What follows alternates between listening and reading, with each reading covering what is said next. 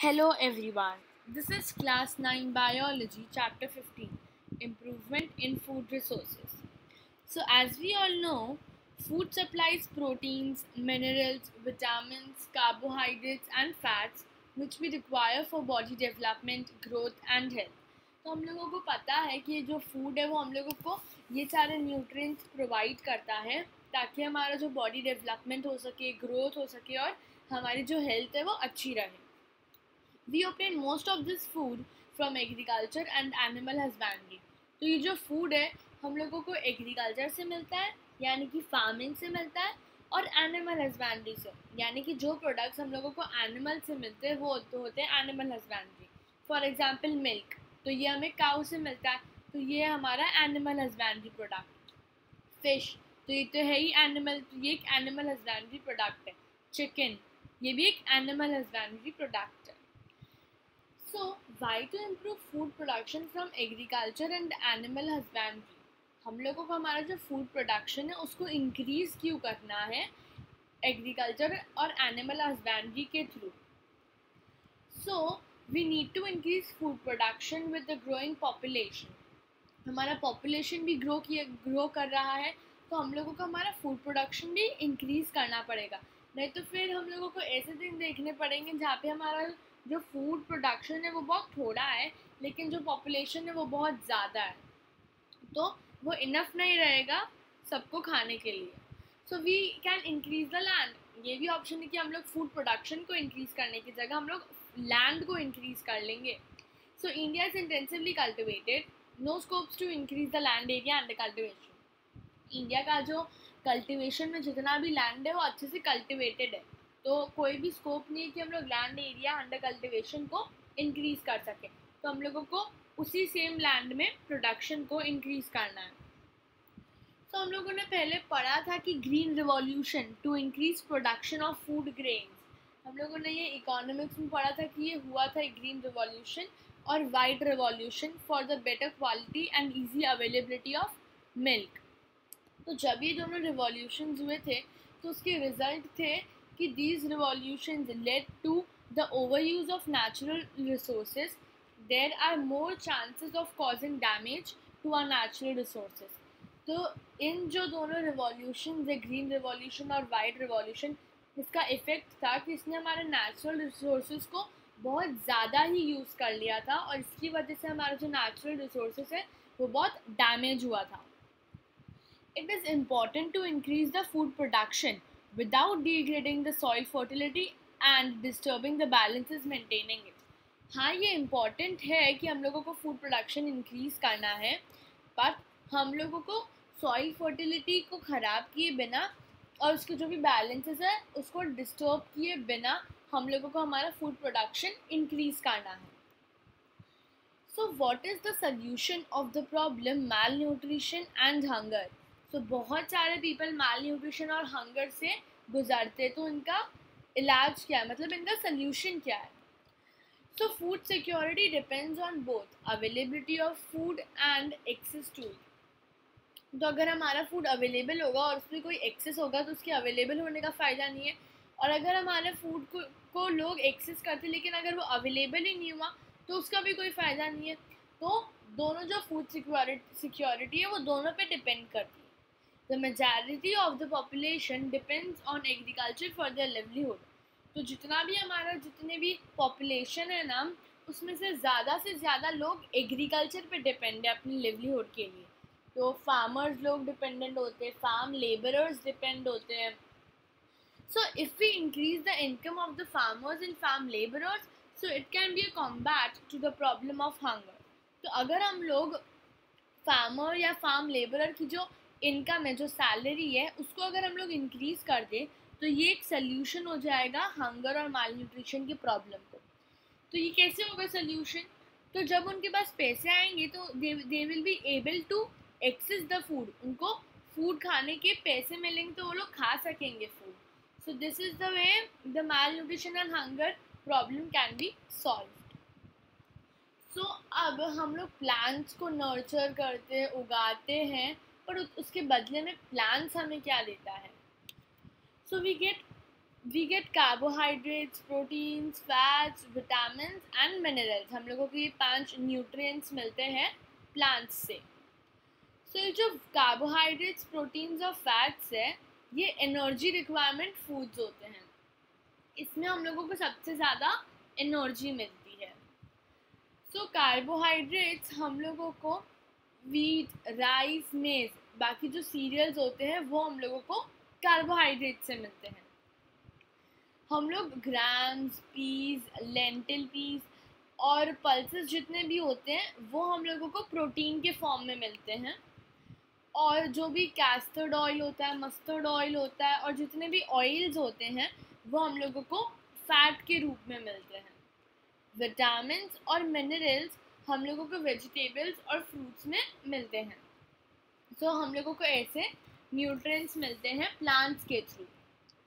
So different crops require different temperature, rainfall, climatic conditions and photoperiods.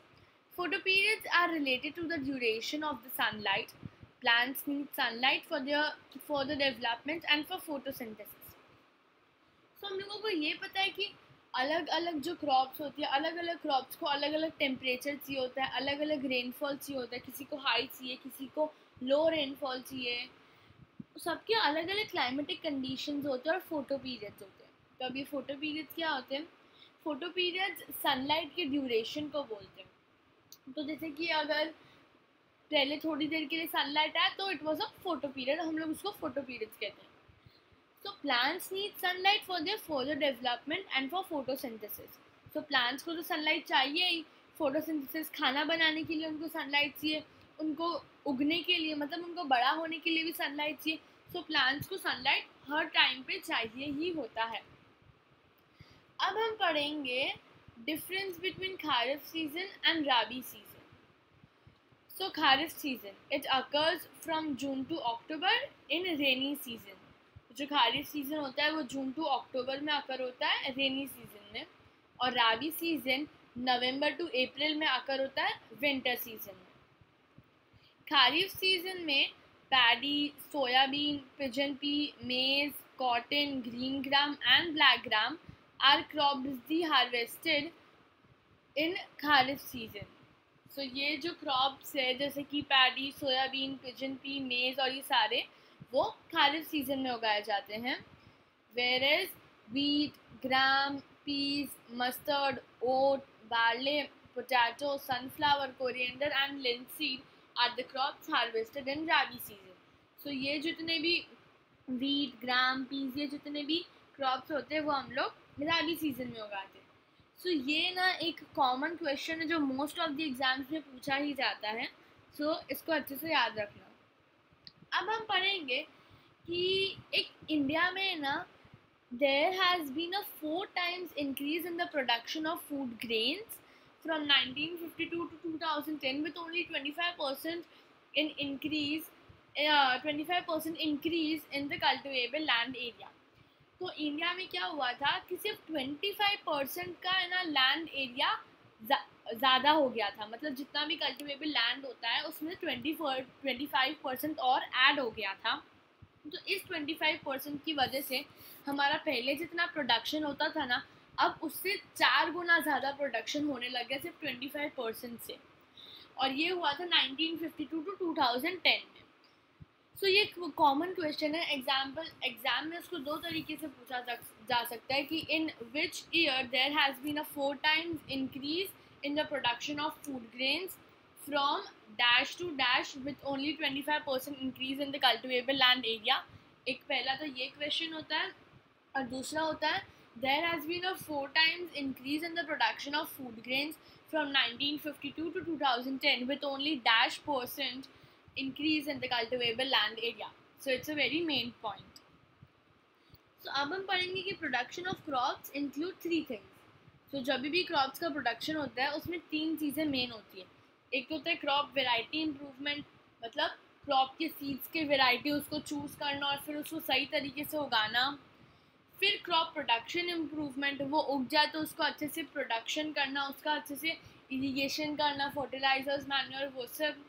और फिर आता है क्रॉप प्रोटेक्शन इम्प्रूवमेंट, जब वो पूरा क्रॉप हार्वेस्ट हो जाता है, फिर उसको स्टोरेजेस में रखना, उसकी केयर करना, उसमें कुछ इंसेक्ट्स का कुछ डिजीजेस ना हो जाए वो चेक करना, वो आता है क्रॉप प्रोटेक्शन मैनेजमेंट। तो अब हम सबसे पहले पढ़ेंगे क्रॉप वेराइटी इम्प्रूवमेंट। तो क्रॉप वेराइटी इम्प्रूवमेंट में दो होते हैं, एक तो होता है हाइब्रिडाइजेशन और एक होता है genetically modified crops. So, hybridization. The crossing between genetically dissimilar plants is called hybridization. So, जब भी कोई भी dissimilar plants यानी कि जैसे कि कोई wheat हो गया और कोई राइस हो गया, तो इन जब दोनों के बीच में जब जेनेटिकली मतलब जीन्स का जो क्रॉसिंग होता है ना इन दो अलग अलग प्लांट्स में, उसे कहते हैं हाइब्रिडाइजेशन। तो ये तीन तरह में होता है, एक तो होता है इंटरवेराइशियल मतलब डिफरेंट वेराइटीज़ में होता है, फिर एक होता है इंटर स्पेसिफिक डिफरेंट स्पीसीज के में होता है, और एक होता है इंटरजेनेरिक डिफरेंट जेनेरा के बीच में होता है। तो तीन तरह के बीच में हाइब्रिडाइजेशन होता है। अब हम पढ़ेंगे genetically modified crops. Improving the crop by introducing a gene that would provide the desired characteristics. तो इसमें क्या होता है, अब जैसे कि ये ना एक मेज़ का प्लांट है, उसके अंदर है ना क्लाइमेटिक कंडीशन, वो कोई भी क्लाइमेटिक कंडीशन हो ना वो उसको सह लेता है, मतलब वो उसमें अपने आप को उगाता है, वो सह लेता है। तो है ना मेरे को वीट का जो है ना मेरा वीट का जो सीड है उसके अंदर मेरे को ये प्रॉपर्टी मतलब ये कैरेक्टरिस्टिक्स डालना है। तो मैं क्या करूँगी, जेनेटिकली मॉडिफाइड क्रॉप्स के थ्रू मैं मेज़ में से कॉर्न में से वो जो जीन है उसको निकालूंगी और उसको मेरे वीट का जो सीड है उसके अंदर डाल दूंगी। तो मेरा जो वीट सीड है अब वो कोई भी क्लाइमेटिक कंडीशंस में अपने आप को ग्रो कर लेगा। तो this is called genetically modified crops. अब आते हैं factors for which variety improvement is done are. तो अब हम लोग ये वेराइटी इम्प्रूवमेंट क्यों करते हैं, उसके फैक्टर्स क्या होते हैं। तो सबसे पहला है हायर यील्ड। हम लोगों को हायर यील्ड चाहिए, इसलिए हम लोग ये करते हैं ताकि हमारा जो यील्ड है वो ज़्यादा बढ़ जाए। इम्प्रूव्ड क्वालिटी, हमारी जो क्वालिटी है वो भी अच्छी खासी होनी चाहिए, वो भी बहुत अच्छी होनी चाहिए, इसलिए हम लोग ये करते हैं। फिर नेक्स्ट है बायोटिक एंड एबायोटिक रेजिस्टेंस। तो मतलब देखो जैसे कि ना बायोटिक मतलब कि जैसे कि कभी कभार है ना डिजीजेज, इंसेक्ट्स, ये सब चीज़ों से हमारा जो क्रॉप है ना वो कभी कभार अपने आप को रेजिस्ट नहीं कर सकता है और ख़राब हो जाता है, तो उससे बचने के लिए। और एबायोटिक यानी कि ड्रॉट, वाटर लॉगिंग, टेम्परेचर में कुछ चेंजेस, तो वो उन सब को भी रेजिस्ट कर सके, ऐसी क्वालिटीज़ चाहिए। इसलिए बायोटिक और एबायोटिक रेजिस्टेंस की मेरे को प्रॉपर्टी चाहिए मेरे सीड में, मेरे क्रॉप में। चेंज इन मैच्योरिटी ड्यूरेशन, तो हर एक प्लांट की ना अलग अलग मैच्योरिटी ड्यूरेशन होती है। जैसे कोई जो प्लांट्स होते हैं वो 3 महीने बाद उगते हैं और कोई होते हैं जो 2 महीने में ही उग जाते हैं, अच्छे से हार्वेस्ट हो सकते हैं।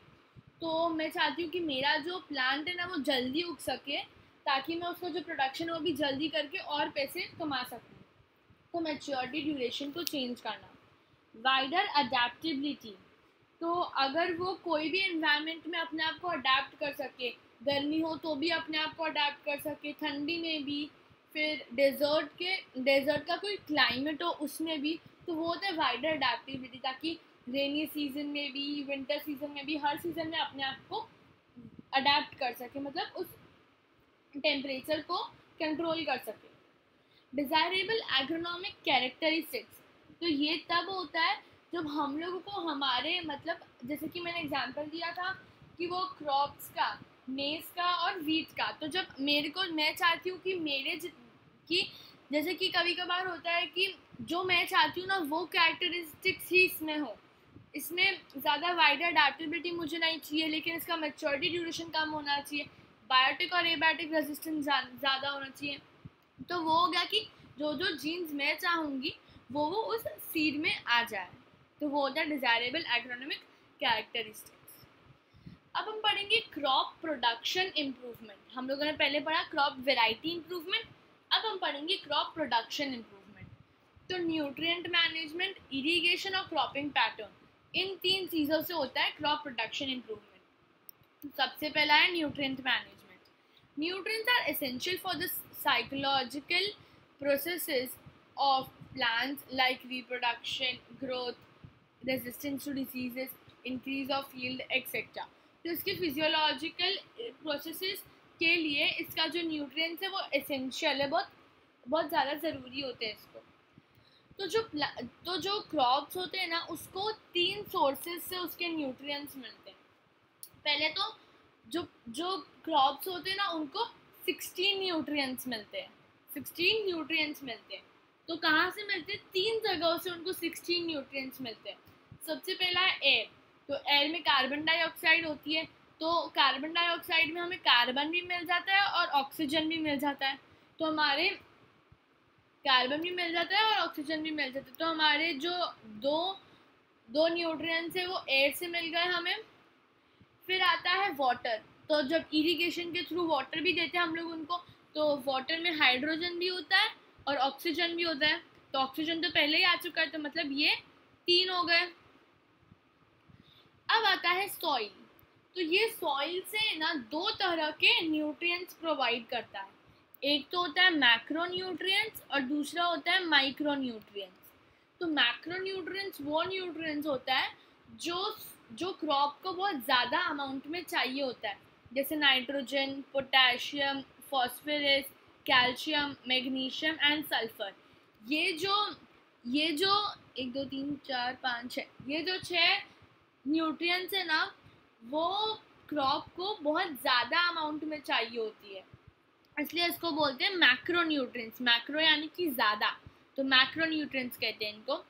Second is micro nutrients. Micro यानी कि छोटा, तो माइक्रो न्यूट्रिएंट्स यानी कि छोटे अमाउंट में जो चाहिए होता है, तो वो होता है iron, manganese, boron, zinc, copper, molybdenum and chlorine. तो ये जो 16 न्यूट्रिएंट्स होते हैं ना, ये क्रॉप को मिलता है एयर, वाटर और सॉइल के थ्रू। एयर के थ्रू कार्बन और ऑक्सीजन मिलता है, वाटर के थ्रू हाइड्रोजन और ऑक्सीजन मिलता है, और सॉइल के थ्रू इसको मैक्रोन्यूट्रिएंट्स और माइक्रोन्यूट्रिएंट्स मिलते हैं। Macronutrients are nitrogen, phosphorus, potassium, calcium, magnesium and sulphur, whereas micronutrients are iron, manganese, boron, zinc, copper, molybdenum and chlorine। तो ये सारी न्यूट्रिएंट्स उसको मिलते हैं। अब आता है न्यूट्रिएंट मैनेजमेंट में सेकेंड थिंग आता है हमारा मैन्युअल, फर्टिलाइजर्स और ऑर्गेनिक फार्मिंग। तो ये सारी चीज़ें भी न्यूट्रिएंट मैनेजमेंट में ही आती हैं। सबसे पहला आता है हमारा मैन्युअल। सो मैन्युअल 2 तरीक़ों से किया जाता है। पहला तरीका है compost and worming compost manual. So the process in which farm waste material like livestock excreta, vegetable waste, cow dung, etc. is composed in pits is known as composting। तो हमें ये तो पता है कि कंपोस्टिंग क्या होता है। जो भी फार्म का जो वेस्ट होता है, जैसे कि लाइवस्टॉक एक्सक्रीटा, वेजिटेबल का वेस्ट, काउ डंग, तो ये सब जो होता है वो कंपोस्टिंग करते हैं। हम लोग उसको कंपोस्ट करते हैं, मतलब पहले डिकम्पोज करते हैं पिट्स में, और तो हम लोग उसको कहते हैं कंपोस्टिंग। और जब हम लोग इस कंपोस्टिंग में जब हम लोग अर्थवॉर्म्स डाल देते हैं ना, तो वॉर्म्स यानी कि वर्मिंग, तो वॉर्म वर्ड से आया है वर्मिंग। तो जब भी इसमें अर्थवॉर्म्स डाले जाते हैं, अर्थवॉर्म के साथ इन सारी चीज़ों को डिकम्पोज किया जाता है, तो ये कहते हैं worming compost. When the earthworms are also decomposed with the farm waste, so it is called vermicompost। Compost यानी कि नॉर्मल जो भी फार्म वेस्ट होता है, लाइवस्टॉक एक्सक्रीटा होता है, वेजिटेबल वेस्ट होता है, काउ डंग होता है, इन सब को जब डिकम्पोज करते हैं एक पिट में, तो हम उसे बोलते हैं कंपोस्टिंग। और इन्हीं सब चीज़ों के साथ जब हम लोग अर्थवॉर्म्स और सारे वर्म्स को भी डालते हैं इसके अंदर, तो ये बन जाता है वर्मी कंपोस्ट। तो ये पहला सोर्स है मैन्योर का। और दूसरा होता है ग्रीन मैन्योर। सनहेम्प और guard are sown to bring the nutrient-rich soil on the top, and then during plowing they are mulched and removed. Due to this, the soil becomes nutrient-rich। तो sunn hemp और guard क्या होता है? तो ये 2 तरह के ग्रीन मैन्योर है। इनको है ना प्लोइंग और सोइंग से सबसे पहले इन लोगों को है ना प्लांट्स में ना उगाते हैं, तो ये लोग क्या करते हैं, जो इनके जो रूट्स होते हैं ना वो एकदम डीप तक, एकदम नीचे नीचे तक चले जाते हैं। फिर इनको क्या करते हैं, इनको उखाड़ देते हैं, मतलब पूरा निकाल देते हैं इनको। तो इनके रूट्स भी निकलेंगे। तो जब इनके रूट्स निकलते हैं ना, तो उनके रूट्स बहुत बड़े होते हैं, बहुत डीप होते हैं, तो वो सारा न्यूट्रिएंट रिच सॉइल में चले जाते हैं। तो जब हम इनको उखाड़ते हैं तो वो सारा न्यूट्रिएंट रिच सॉइल जो है वो हमारे अपर सॉइल में आ जाता है, इस अपर लेयर में। तो इससे क्या होता है, जितना भी न्यूट्रिएंट होता है वो अपर लेयर में आ जाता है, और फिर ये फ्लोइंग से ये उखड़ जाता है, निकल जाता है। तो ये हो गया green manure. So this is the second way जिससे हम लोग मैनुअर के थ्रू न्यूट्रिएंट्स ले रहे हैं। फिर अब हमारा नेक्स्ट आता है न्यूट्रिएंट मैनेजमेंट। तो न्यूट्रिएंट मैनेजमेंट में मैनुअर में अब हमारा आता है एडवांटेजेस ऑफ मैनुअर आर। तो मैनुअर के एडवांटेजेस क्या होते हैं, हम लोग मैनुअर इतना करते हैं, मतलब 2 तरीके से डालते हैं, तो उसके एडवांटेजेस क्या होते हैं। So it provides humus to the soil. वो सॉइल को ह्यूमस प्रोवाइड करता है, पूरा उसको सॉइल की फर्टिलिटी अच्छी कर देता है। It increases soil fertility and decreases the harmful effects of pesticides and insecticides. तो ये जो सॉइल की फर्टिलिटी है ना उसको इंक्रीज कर लेता है, और इसको है ना वो हार्मफुल इफेक्ट से बचाता है, जो पेस्टिसाइड्स और इंसेक्टिसाइड, मतलब अगर हम लोग फर्टिलाइजर्स यूज़ करते हैं तो हम लोग को पेस्टिसाइड्स और इंसेक्टिसाइड्स डालना पड़ता है, तो ये उसको डिक्रीज करता है और उसके जो हार्मफुल इफेक्ट्स होते हैं उसको कम कर देता है। It helps in recycling farm waste. तो फार्म वेस्ट भी हमारा पूरा रिसाइकिल हो जाता है। It helps in improving soil structure by increasing the water holding capacity in sandy soil and avoiding waterlogging and drainage issues in clay soil. तो ये क्या करता है, सॉइल स्ट्रक्चर है ना उसको अच्छा कर देता है। कैसे करता है, तो ये सैंडी सॉइल में जो वाटर होल्डिंग कैपेसिटी है ना उसको जब बढ़ाता है तो इसका जो सॉइल स्ट्रक्चर है वो इम्प्रूव हो जाता है। तो वाटर होल्डिंग कैपेसिटी से सैंडी सॉइल में एक और एक अच्छी चीज़ आ गई। तो हमारा जो प्रोडक्शन, मतलब हम लोग जब भी क्रॉपिंग करते हैं तो उससे जो सॉइल है उसके अंदर जो वाटर है वो पूरा होल्ड किया हुआ रहता है, तो जिससे हमारे जो क्रॉप है उसको वाटर अच्छे से ऑक्यूपाई, मतलब वो अच्छे से वाटर ले सकता है। Avoiding water logging and drainage issues in clay soil. तो इसके थ्रू क्ले सॉइल में वाटर लॉगिंग और ड्रेनेज इश्यूज नहीं होते हैं। तो अब हम पढ़ेंगे फर्टिलाइजर्स के बारे में। So fertilizers are commercially produced plant nutrients. Fertilizers provide nitrogen, phosphorus and potassium. They are used to ensure good vegetative growth, giving rise to healthy plants. तो जो फर्टिलाइजर्स होता है ना उसके मेन होते हैं पोटेशियम, नाइट्रोजन और फॉस्फोरस। हम लोगों ने पीछे पढ़ा था न्यूट्रिएंट मैनेजमेंट में कि जो सॉइल है ना मैक्रो न्यूट्रिएंट्स में आता है पोटेशियम, नाइट्रोजन, फॉस्फोरस। तो ये 3 भी आते हैं मैक्रो न्यूट्रिएंट्स में। तो ये सॉइल से मिलते हैं फर्टिलाइजर्स के थ्रू। फर्टिलाइजर इसका मेन प्रोडक्शन पार्ट है, मतलब जहाँ से उनको ये मिलता है। तो जो फर्टिलाइजर्स है उसके डिसएडवांटेजेस भी है। So it should be applied carefully in terms of proper dose, time and observing pre and post application precautions for their complete utilization. तो इसमें हम लोगों को हर थोड़ी देर में केयर करनी पड़ती है, उसको प्रॉपर डोज में देना पड़ता है, प्रॉपर टाइम में देना पड़ता है, और अगर कुछ भी ज़्यादा हो गया फर्टिलाइजर्स तो पूरे क्रॉप को वो ख़राब कर देता है। Continuous use of fertilizers in a particular area can destroy the soil fertility. अगर हम बार बार फर्टिलाइजर्स का बहुत कंटिन्यूसली उसको यूज़ करते गए तो जो हमारा एरिया है ना, जो सॉइल फर्टिलिटी है वो बहुत ख़राब हो जाएगी। उसके अंदर वो वापस न्यूट्रिएंट्स नहीं आएंगे जो उसको चाहिए होते, एक सॉइल फर्टिलिटी को जो न्यूट्रिएंट्स चाहिए होते। Short term benefits of using fertilisers and long term benefits of using manures. तो है ना फर्टिलाइजर्स को यूज़ करने के सिर्फ शॉर्ट टर्म बेनिफिट्स होते हैं। ये पहले में तो प्लांट्स को न्यूट्रिएंट्स दे देता है, लेकिन फिर बाद में सॉइल फर्टिलिटी एकदम ख़राब कर देता है। वेयरएज मैन्युअर जो है वो प्लांट्स को न्यूट्रिएंट्स भी देता है और साथ में इसका जो सॉइल फर्टिलिटी है वो सॉइल फर्टिलिटी को इंक्रीज भी करता है। तो लॉन्ग टर्म बेनिफिट हमें मिलता है मैन्युअर में, वेयरएज शॉर्ट टर्म बेनिफिट हमें मिलता है फर्टिलाइजर्स में। अब हम पढ़ेंगे organic farming.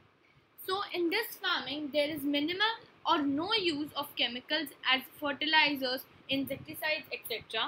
There is maximum use of organic matters, recycled farm waste, biopesticides, etc. तो इसमें जो भी होता है ना वो बायो होता है, यानी कि सब कुछ ऑर्गेनिक होता है. इसमें कुछ भी इंसेक्टिसाइड, पेस्टिसाइड्स कुछ यूज़ नहीं होता है. सब कुछ बायो होता है, मतलब सब कुछ ऑर्गेनिक ही होता है. इसमें कोई भी हार्मफुल चीज़ें यूज़ नहीं की जाती है. अब हमारा जो टॉपिक है, हमारे 3 टॉपिक है: न्यूट्रिएंट मैनेजमेंट, इरिगेशन और क्रॉपिंग पैटर्न. तो न्यूट्रिएंट मैनेजमेंट हम लोगों ने पूरा पढ़ लिया, हम लोगों ने मैन्युअल पढ़ लिया, फर्टिलाइजर पढ़ लिया और ऑर्गेनिक फार्मिंग पढ़ लिया. अब सेकंड टॉपिक है हमारा irrigation. So the supply of water to crops at regular interval is called irrigation. ये हम सबको पता है कि जब जो हम लोग पानी देते हैं क्रॉप्स को at regular intervals, उसे बोलते हैं irrigation.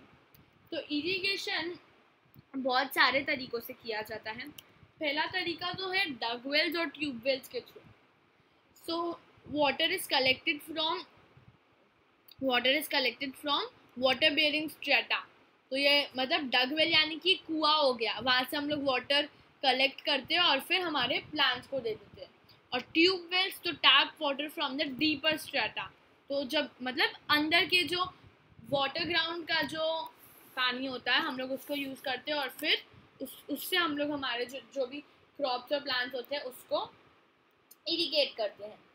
Canals, these receive water from reservoirs और फ्रॉम रिवर्स. तो ये लोग रिजर्वियर या फिर रिवर से पानी लेते हैं और फिर क्रॉप्स को दे देते हैं. कैनल्स ये होते हैं. River lift system, water is directly drawn from the rivers for supplementing irrigation in areas close to reverse.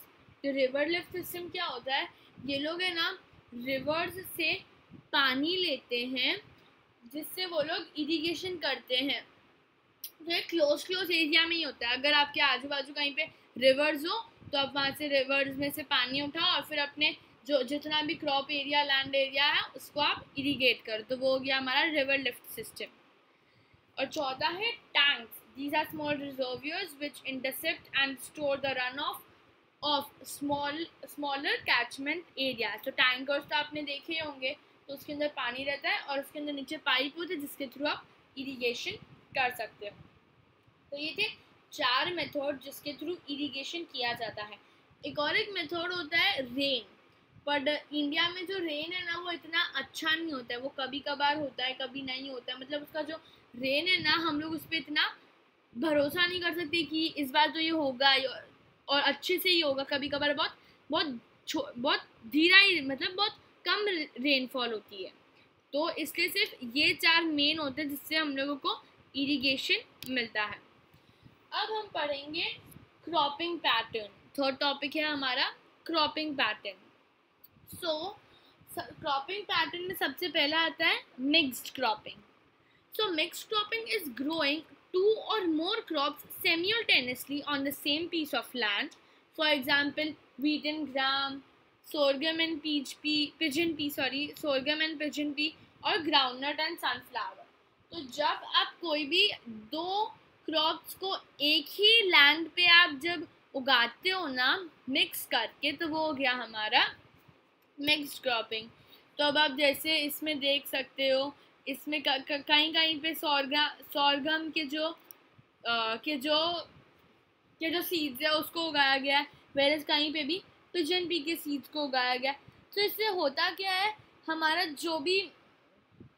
जितना भी प्रोडक्शन होता है ना उसमें से ना ये लोग क्या करते हैं, जितना भी, अब जैसे कि मेरा जो पिजन पी है वो ज़्यादा न्यूट्रिएंट्स नहीं लेता है और जो हमारा सॉर्गम है वो न्यूट्रिएंट्स लेता है. तो हम लोग जब लैंड में न्यूट्रिएंट्स डालते हैं तो जितना न्यूट्रिएंट्स पिजन पी को लेना होता है वो ले लेता है और जितना बचता है वो सॉर्गम पूरा अज्यूम कर लेता है.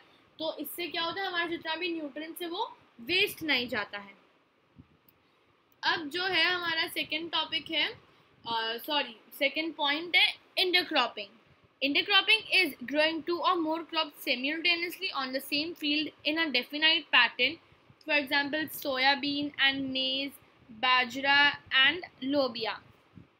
तो एक ही पैटर्न में, जैसे कि अब हम लोग इसमें देख सकते हैं कि सबसे पहले ये होगा है, फिर बीच में ये, फिर वापस ये होगा है, फिर बीच में ये, फिर ये होगा है, बीच में ये. तो मतलब पहले एक लाइन वीट की, फिर दूसरी लाइन ग्राम की, फिर एक लाइन वीट की, ग्राम की, वीट ग्राम, वीट ग्राम।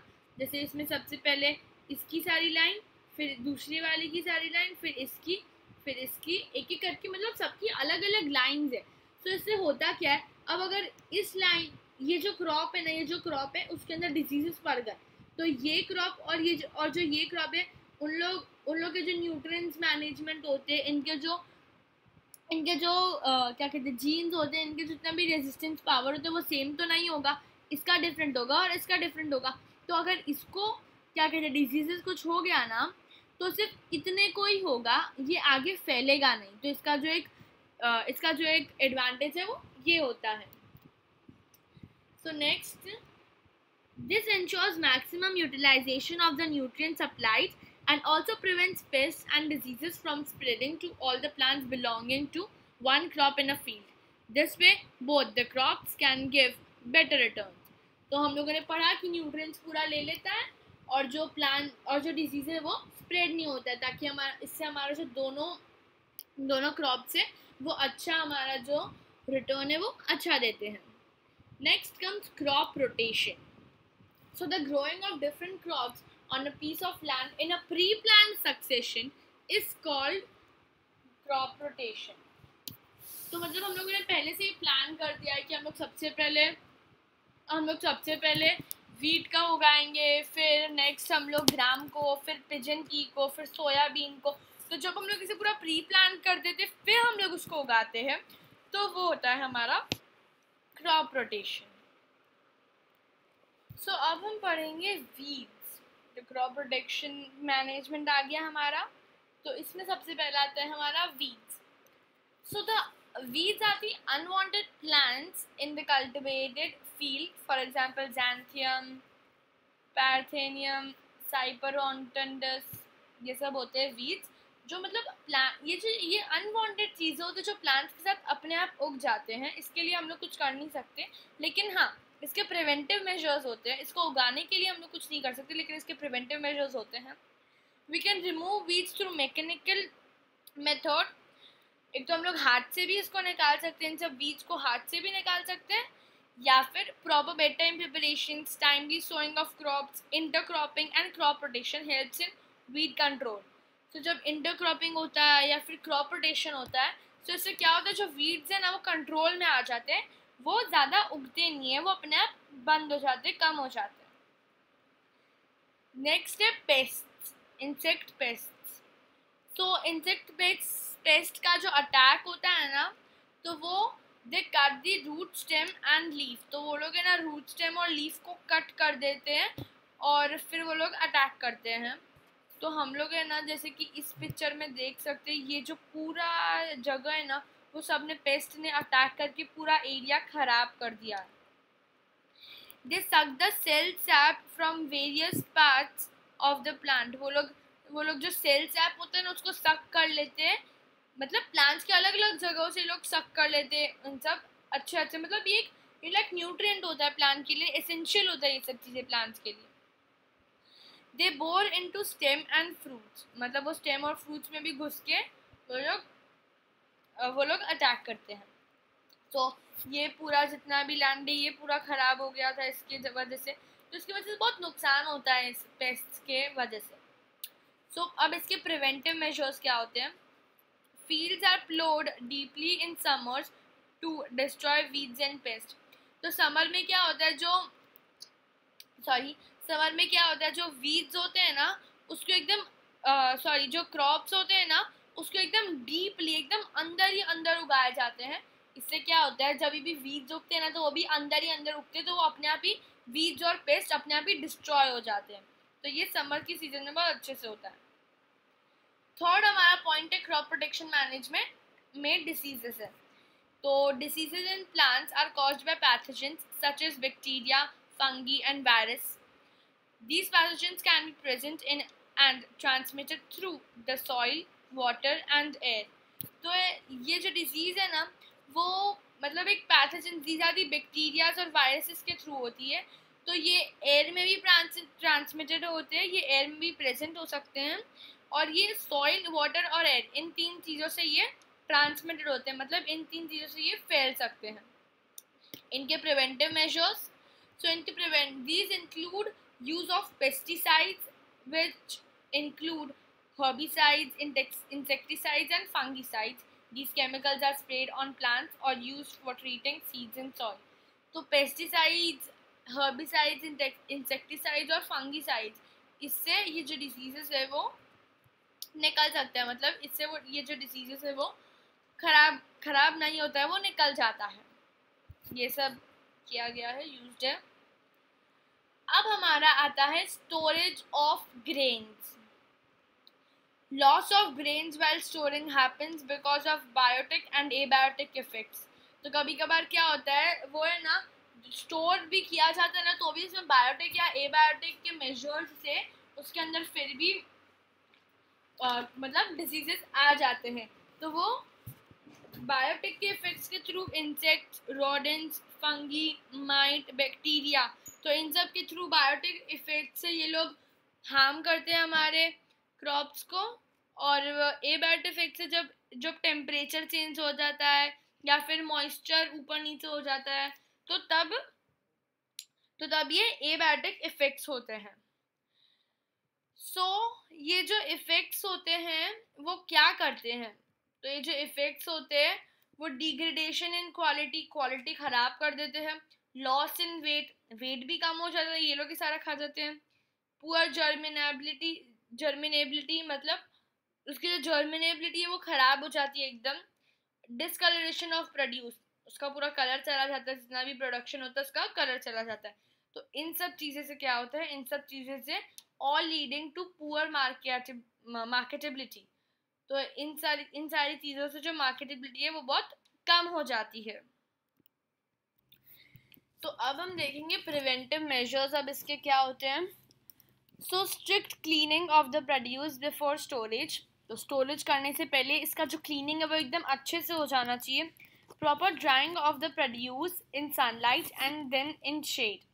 तो जो भी हमारा जो प्रोड्यूस है वो उसका जो सबसे पहले हम लोग को उसको सनलाइट में सुखाना है और फिर उसको शेड में मतलब छाँव में सुखाना है. तो fumigation using chemicals that can kill paste. तो फ्यूमिगेशन करना चाहिए, केमिकल्स से फ्यूमिगेशन करना चाहिए. सो इससे क्या होता है, जो भी पेस्ट होते हैं ना, हमारे जितने भी क्रॉप्स में जो भी पेस्ट होते हैं वो सारे मर जाते हैं. Hope you guys like this video. Do subscribe to Ask and Study and do see our part 2 for the rest of the chapter. Thank you.